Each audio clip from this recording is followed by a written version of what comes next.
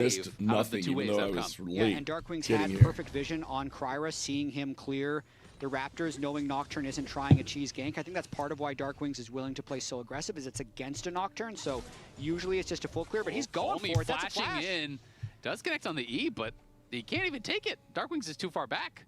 I guess he's just hoping to like freeze the wave now, but I don't think he's going to be able to really hold it. There's not a lot of health on that cannon, so at the end of the day, he spends his flash for the E, and I thought he was going to full send it, but just didn't end up doing that, and now Darkwing should be able to TP back, and it's just going to be kind of like you're down a flash for not really much of anything. Yeah, Darkwings can only buy here we go. One Sleeping Snipes, obviously Reaper, TP's back. Here we go. CS is kind of equalized because he did there was deny a tech couple pause, before he got the so wave, but I'm going to take the flash over the 3 even though I'm late, we didn't miss anything. Yeah, absolutely. It's also just kind of a fun matchup because of what happened in the offseason, right? You know, DSG last year, you know, really struggled through the first couple splits. In split 3, they started getting things going. They got Rahel, they got Darkwings, they started to win, and people started to get a little bit more excited about them. But then in the offseason, well, lo and behold, Sentinels come in. They end up taking away a lot of their players. You made What's this? yours? No, I made this. Is mine. Darkwings, Rahel, Huhi. And it did seem like it was going to be really... Oh, come back, Alex, one more time. Okay. Oh, my goodness. Actually found success, you know? Yep, absolutely the case. And I mean, it's interesting, right? Because I was talking to stream name in the offseason, you know, and he was just saying you can't blame any players for wanting to join Sentinels because the relegation tournament was so stressful for them. All right, we got that. We have, you know, they found it really, really intense, really stressful. It's a lot of extra, you know, practice during the off season, and then it can feel like, okay, if we lose this series, if we get relegated, because DSG is in the guest slot, they don't have a guaranteed spot. If they lose that, well, guess what? You might not have a job next year, right? So a lot of the players found that incredibly stressful, and so as a result, you know, he was saying, hey, we can't really blame these guys if they want to be on a team that knows they're going to be in the league next year. And I'd also say, as a fan, this is the way that I'd want it to turn out. Like if the guest slot team or DSG ends up just being the team that's really good at finding young rookie talent, here we go. And then they get to display their skills, they're going to become fan favorites pretty much right away because it's been so long since we've this is not really the place where we're going to chat about 6 tweets. In the LCS. Ghost Facts, welcome to the stream. All right, here we go. 80. We haven't missed a thing. Which is got to feel very good for the org and for the players involved. It really does. And here it's a huge onus on their scouting, right? You've got to be able to find the diamonds in the rough, the best players in tier 2 to be able to bring up and really try to get them going immediately. Who he played Nico really well, I think, against Liquid. Really good, you know, and there's a world in which it's like. By the way, we're not known as being the good laning team, so I don't mind where we're at right now. I mean, you and me were talking about this. I forget what your prediction on the dive was. Was it DSG 3-2? Yep. That ended up being my prediction as well, but it just doesn't feel right yet. And part of it is just because we saw DSG losing so Sleeping much Snipe knew what was what last year, but based on the games Hello, that Peachy they Nickel. played, they've been very successful CX so far. Bravo. It does seem like a sound prediction. So we'll see. Best of 5 today. Oh, what is happening? They can deliver today as we are nearing Best the of 6th 5 round. today. We have a mid lane / jungle fight. Yeah, as Ombak going to be face-checking Kryra, will get feared up and not going to be ran down or taken out, but it means he gets chunked pretty heavily, so should give Kryra the edge on this scuttle. I think Ombak's just going to have to give that up, especially with Castle moving over. Ombak just has to base.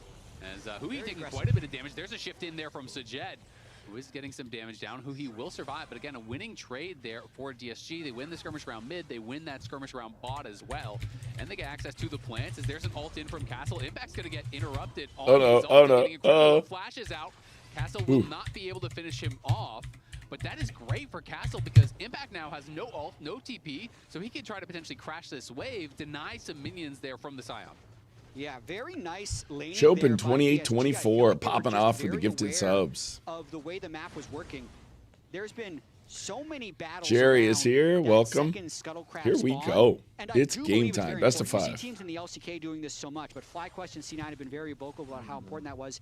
And Kryra was just set up there first, right? He had control ward in the line bush, pushes Hombach back, gets level 6, but then concurrently since you had the level Wait, 6 are the two Nocturne, synced? Castle's able to go all in because he'll win the 2v2 with a Nocturne ult. Alright, And I since got all the junglers were top lane, Yes. their Ezreal Karma goes super aggressive and win the trade. Yep. So just all Why are they collectively, they were identical? very aware of the state of the overall Because map. I'm I watching mean, it was YouTube. fantastic. I'm And there was watching even Twitch, one more not knock on YouTube. effect when Impact has to go Wow, back to base. okay. So then It's Kryros been says, a "All right, I long can morning, and he but takes away we're his blue. almost He's level 6 ready. to level Nothing's 5 happened in the Hambach. game So yet. The they get score the blue, they win the skirmishes game in is all three tied, lanes across and the now map, I will and open the DSG, YouTube utilizing channel. that pressure. It is just a slight gold lead, though, of course. You know, it did not result in a kill or anything like that, but still, it's nice to see DSG playing aggressive, That's hysterical. realizing where they I have thought I had power, the where YouTube they channel have open those on my advantages and trying to get the most laptop, out of it. but no. I And have that's my a lot of the YouTube. stuff Yeah, that top teams are able to do is they can get I these can't small even advantages, explain which it. will then ladder up when we end up seeing team fights. So the Let's first team try fight it of this again. game is probably going Okay. to be around the first Drake. For those of since you that in has the been YouTube chat, I primary now win can see condition you. for both of these teams. Week 1, So Sentinels wasn't very welcome organized. to the Week match. 2, It's a best of they 5 took today. both The Drakes winner in 2 makes games, the got 2 upper souls and final. won it Also, 2-0. if you come in Last week top against 3 Lion, in this DSG got event, the first 7 Drakes you of that are series against Lion. either When going these to teams first are stand if winning, you it's because end of up their winning the ability event, to control or you're going what has to the become the America's primary Cup, objective which of is League a of new Legends this event season, if you which is come the in Drakes. second or third. It's also pretty interesting. Darkwings is going to be going back to a very old school style build, which is the Roa. Almost exclusively, we have been seeing, you know, the really bursty builds. Now, Blue, DSG is Shadow snagging Flame, that Death Cap, first you know, all of Drake, these but upfront let's burst see. Are items, we going to but fight this? because there's the Ambessa, the Nocturne, all of this, they're playing it pretty defensively. As Hambach trying to get in, DSG. Nope, do we are have going to let first them move on have this the Dragon. first I don't think Drake there's here. going to be a contest. Yeah. So, you know, Darkwings is going to be playing this much slower build. The Roa. All right, a so lot less just burst, call a lot me. longer Wait to a come online, second. but They've just got a gonna guy give in their additional team health named as they're Call Me. You're outgoing. throwing me off a It's little a bit. good call out and a really well taken Dragon by DSG right there, having the bot lane So push, having the they Nocturne don't do ult threat. I team think most champions importantly, unless you having win the inside world track on mid lane as championship, well. and then you get a So if team there's a fight, skin they'd for be able to the win. And also because champion Darkwings is skins. going with this slower build, it also does make sense. He doesn't So want it's to get called one-shot in Worlds the for League of sideways, Legends. which was one of the dangers of picking control. Typically, mage between Korea college. So, has dominated Sentinels definitely slow playing China this a little bit. second. North America's never had anyone make the Every finals. time we look top lane, it's like, oh yeah, you know, Castle's really bullying Impact. But then you look at the CS and you're like, it doesn't really matter. You know, it's kind of just how Sion plays. All right. Sentinels though, first here on the grubs. Could be a fight. Castle wants to Castle go in. moving Are we over. gonna- DSG uh-oh, gonna here we for go, it. the They put first the fight ultimate of the onto day. Nico. Turns Pop it up the around. The fear does land. Nico's gonna get knocked Okay, down, but is okay. that going to be enough? Flash away there from Okay, Lions on Impact, the get in side. here, Hambach get trying in to here, come get Big in shot here, right behind, Impact. but Oh not a lot of damage no. behind it. Wait. Sentinels just have no consistent DPS. We did in this whole fight without Rahel. It's Darkwings on, you know, really just a catalyst. It's Nico getting focused down. Jhin is still in the bot lane, so the more high That did damage not go comp from well. DSG Let's just all really accept wins that out did not despite go the great well. shockwave. I'm really liking what I'm seeing out of this DSG team because they did all the small trades, and then when the fight happened, they also had just a slight numbers advantage. They were there a little bit sooner, and they attack the weakest target. So Kryber goes all in onto the support. Once the fear lands, that's when the Ambessa goes for the ultimate, so it's undodgeable there from the Nico. Even though 2 people get hit by the shockwave, like what else is there actually in the fight? No one ends up falling below a quarter health, and they completely wipe Golden Sentinels Glue off the likes board. me. We did get all the grubs though. Golden Glue always looks like me when these fights are happening. He has the same level of frustration, excitement. DSG last year without Rahel, without Shub Darkwings, hang in the so splits 1 and many. 2, they Welcome really to struggled. the 2-18.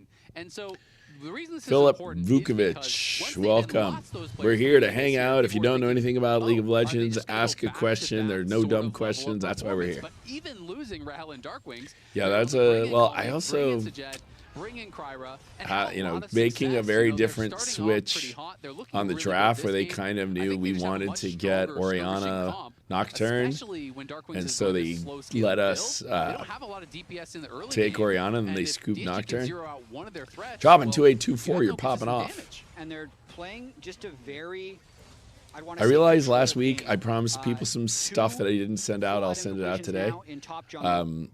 And Chopping 2824, DM me again, and I'll send you some He's just swag. gonna R again and go in for another kill. He's an Yeah, that was kind of, and we didn't have Rahel, who was by far our best damage dealer at the fight, so that's part of why that fight just went so bad. Is you're really counting on Rahel, and he's down in the bot lane. So, Chopping 2824, you don't use Twitter. All right, I'll figure out how to get a hold of you so I can send you some merch. Try to continue for that as Hambach has just been waiting in this side. Is going to look We for need the Lions. power Can't of connect Kubert on the to EQ, rally unfortunately. us. Lions just Backs it up, had no flash, so if that connected, then the Infernal Chains could be there and could have potentially been a look. It could have been a look, but if we're thinking about how these compositions need to work, I'd say Sentinels is in a pretty difficult spot because the Aatrox is good when the Ambessa, Nocturne, and Akali are trying to dive through them. The Aatrox is not good when he's trying to move. Right, so this match is a best of 5. That gank has such a low chance of success. It's now, we're in the top half of the bracket, so we're playing in the double elimination section. Whoever wins the tournament goes to represent North America in international called First Stand. That's going to be in Sao Paulo. Are we finally going to get a kill at least? Nope. Oh, we did, actually. Wait. Can we get 2? Can we get another one? Can we get another one? Can we get another one? Come on, Rahel. Come on, Rahel. Come on, Rahel. Pop off, Rahel. Come on, turn this around, Rahel. So close. Wow, this did not go well. And the whole time their AD carry is bot just farming plates. So this match is a best of 5. It's the upper semifinal. It is double elimination for the teams that play today and tomorrow, which are the teams in the top half of the bracket. So if you're in the top half of the bracket, it's double elimination. The Nocturne is close, and once enough poke lands, and they just ult in. The flash doesn't clear the fear tether range, so it's a pretty easy kill for Cryer. And then why not just keep hitting back since the Ambessa has the first move? So far, Hambach on Aatrox hasn't really gone that well. 3 people are dead. I would really like to have had Nocturne instead of Aatrox, but it is what it is. In the end. Yeah, I mean, that's the power of having the push. DSG has been so quick on these moves. As long as they knock down one of the carries early, which they've been able to do every time, Sentinels just doesn't seem to have the damage. And that fear not breaking the tether hurts. Golden Glue looks just like me. And then if you win this match, you're guaranteed top 3. And so if you're in top 3, you're either playing in America's Cup, which will be the second and third teams from North America versus second and third teams for South America. Or if you win the tournament, you play in an international event against a team from Korea, China, Europe, and one from Asia Pacific, and one from LATAM. CB from the. If we win-lose this series, if we win, we're guaranteed top 3. If we lose, we fall to the losers bracket and either play Team Liquid again or Lion. I do not know how those get sorted out. Those are the 2 teams sitting in the losers bracket, but it is double elimination for us. So if we do lose this match, we do play again next week in the losers bracket. Basically, even though Castle was winning the fights, but because DSG created action, but it is a best of 5. Uses tempo to fight at. And so for those of you who aren't familiar with League of Legends, it's a fairly simple game in terms of what you're trying to accomplish. It's very complicated in terms of how you do it. So that the tower with the blue bar on the top, those are called turrets. There's basically 3 rows of turrets across the map, and there's 3 separate lanes. So you have to knock down those turrets, get to the other team's base, and knock down their base. The turrets themselves do damage. They have like a laser that shoots out. And so you need your minions, which are the tiny little guys with the blue bars on top of them. There has to be a minion doing damage to the tower, or the tower shoots at you, and the tower can do a lot of damage to you. The first international of the year is 1 team per region. The second international, which is the one that's been around a long time, MSI, is 2 teams per region, and the World Championship is 3 teams per region. Basically, Korea, China has a plan for a 4th team as well. Yeah, so far, this team comp has not really worked out that well for us. So he's trying to see, is there any sort of a trailing play I can make? All right, Randy C. Music. You got your jersey and your mini Cubert. Amazing. Feeling safe to look for all ends. Definitely not, but this is the perfect situation when you have a team. Let's hope at least one team makes an international. I got you, Evan. IDK, brah. IDK, brah. These types of compositions don't work very well from behind, but they work exceptionally well from ahead. And it's looking like first turret is just a matter of time for Castle, as he's going to get